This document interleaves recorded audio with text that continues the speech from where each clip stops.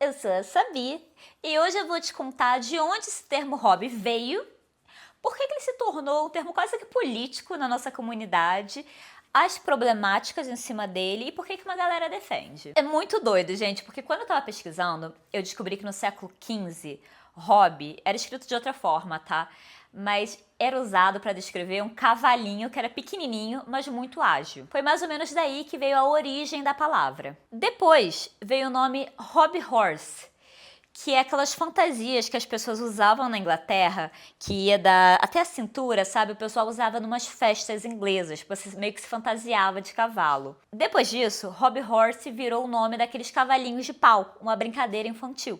E por conta disso, lá por 1670, hobby horse acabou virando o termo que eles se referiam ao seu passatempo. Aquela coisa que você estava obcecado, que você não conseguia calar a sua boca sobre. E esse termo acabou sendo encurtado só para hobby a partir do século XIX. Daí que veio o termo hobby. História com Sabine. E tem uma origem meio pejorativa nisso tudo. Por quê?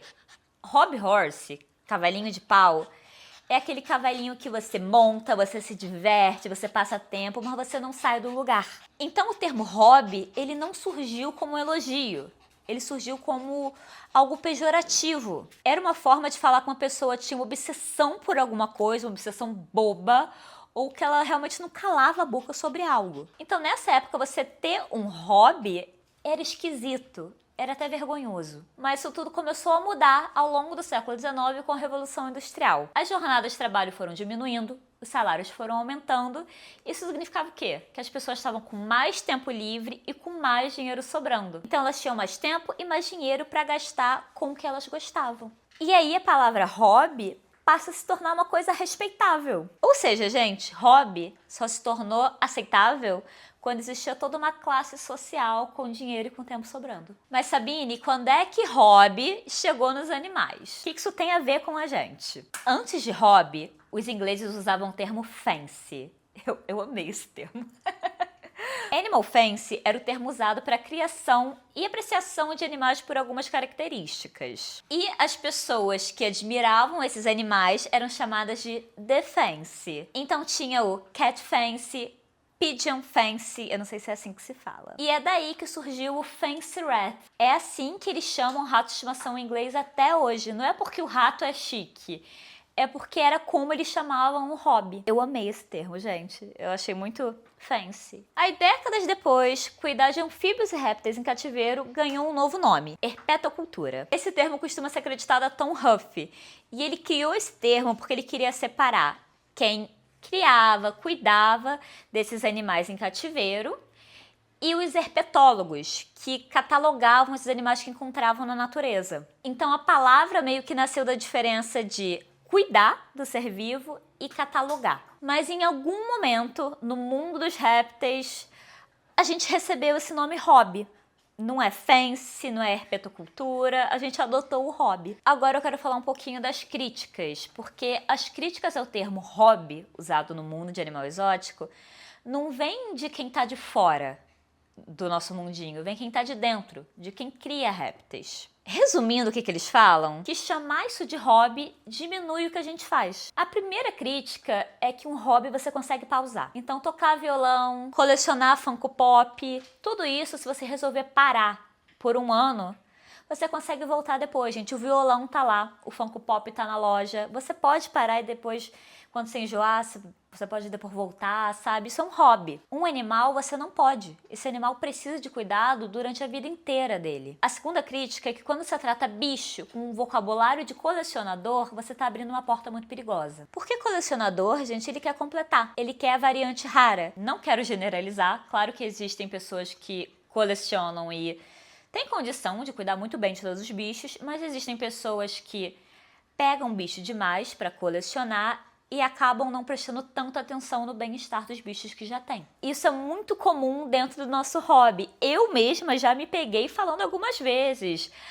Eu quero colecionar lagartixa, eu quero ter todas as lagartixas do Nova Caledônia. E ouvir isso como crítica me fez refletir. Terceiro ponto é que eles preferem outras palavras. Estilo de vida, qualquer coisa menos passatempo. Eu acho que é porque passatempo é uma coisa que você tá fazendo pra passar o tempo, sabe? E quando você cuida de um bicho, gente, é um compromisso. É um compromisso de até 20 anos. Você não tá só ali, sabe, se distraindo rapidinho. E, sinceramente, eu acho essa crítica muito honesta. Eu acho que o motivo deles terem essa preocupação com a palavra hobby é medo que alguém entre nesse mundo diminuindo todo o cuidado que você precisa ter com esses animais, justamente por ser um hobby. Agora vamos para os argumentos de quem fala que é hobby sim. Primeiro argumento, hobby nunca significou que a coisa é fácil. Lembra do hobby horse, que queria dizer que era uma obsessão, que a pessoa não calava a boca sobre? E sendo muito sincera com você, todo mundo que eu conheço que tá no mundo de exóticos não cala a boca sobre isso. É uma obsessão, é uma paixão, é intenso. E quando você olha para outros hobbies, eu acho que isso fica ainda mais óbvio. Aviação de pequeno porte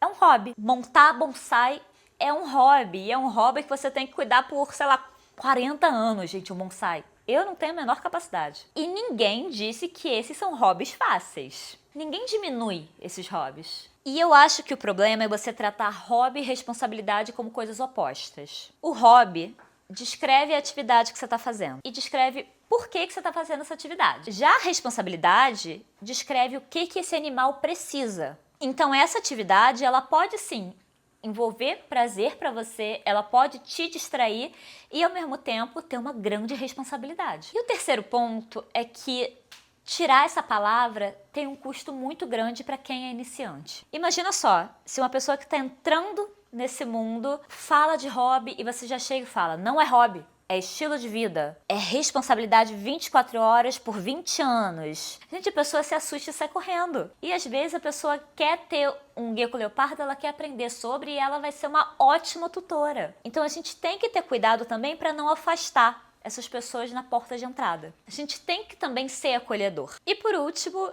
isso te faz bem. Imagina, um dia cheio de trabalho, você chega em casa cansado, você fica lá olhando seu bichinho no terrário por 15 minutos, você se distrai cuidando dele, você sente prazer por isso.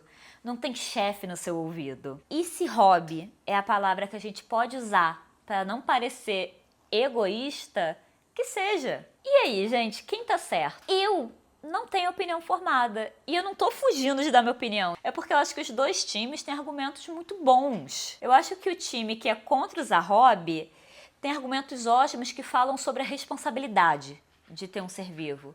Só que o time de que sim, vamos usar hobby, eles falam muito da paixão. Ter um réptil em casa, ter uma aranha em casa, é muito uma fuga do mundo lá de fora. É o seu momento, é a sua paixão, sabe? Eu acho que o time que é contra usar o termo hobby, eles estão falando de responsabilidade. E eles estão certos, gente. É uma responsabilidade gigantesca.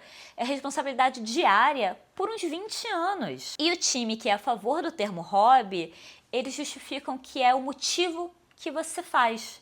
Então você faz porque você ama, você faz porque te distrai. E qual é a sua opinião? Você acha que hobby é uma palavra muito pequena para tudo que a gente faz? Ou você acha que as pessoas estão complicando muito? Não se esqueçam de se inscrever aqui no canal e de me seguir em todas as minhas redes sociais. E é isso, gente. Beijo!